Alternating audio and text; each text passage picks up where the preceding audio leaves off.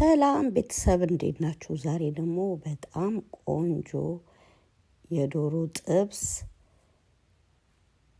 ይዤላችሁ መጥቻለሁ። እሱን አብረን እንሰራለን። እዚህ ጋር እንግዲህ ያዘጋጀሁት የብረስት ቺክን የደረቀ ቀይ ሽንኩርት ዱቄት፣ ያዘጋጀሁት ቅመም፣ ቁንዶ በርበሬ፣ የደረቀ ነጭ ሽንኩርት፣ ፓፕሪካ፣ ጨው፣ እንደገና ደግሞ ደረቅ ሽንኩርት በርበሬ ነው። እሱን አንድ ላይ አድርገን እንደዚህ ቅመሙ እንዲዋሃድ በደንብ እናሸዋለን ማለት ነው።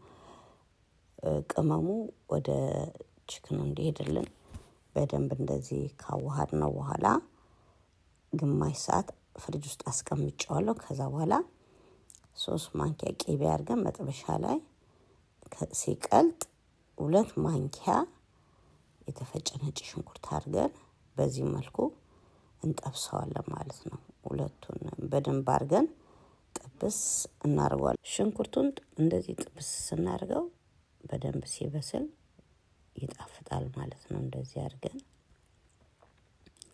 ሽንኩርቱ ሲበስል እንደዚህ አይነት ዶሮ ስንሰራ ለሰላጣ፣ ለሳንድዊች እንዲሁ ደግሞ ብቻውን ከጎን ሰላጣ አድርገን ብንበላው በጣም ቆንጆ ነው፣ ከሶስ ጋር አብረን ማለት ነው።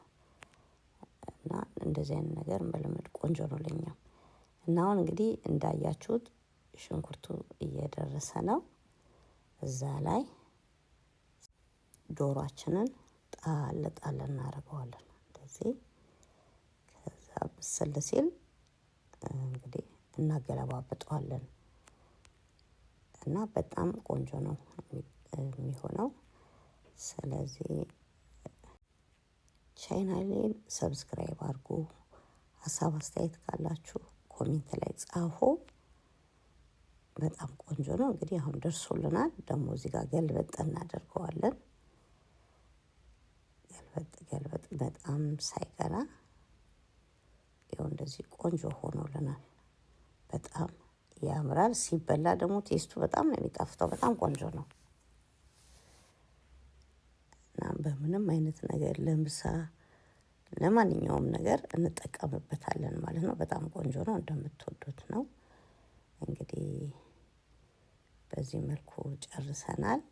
ከዛ እናወጣና ከላይ የደረቀ ፓርስሊ ቅጠል አደርግበታለሁኝ። ፓርስሊ ቅጠሉና ሰሊጥ ከላይ እነሰነስበታለሁ። ይሄንን ይመስላል። ተወዱታላችሁ። አመሰግናለሁ ስለተከታተላችሁኝ። ቻናሌን ላይክ አድርጉ። ላይክ ስታርጉ ለሌላ ሰው ስለሚደርስ ቴንኪው።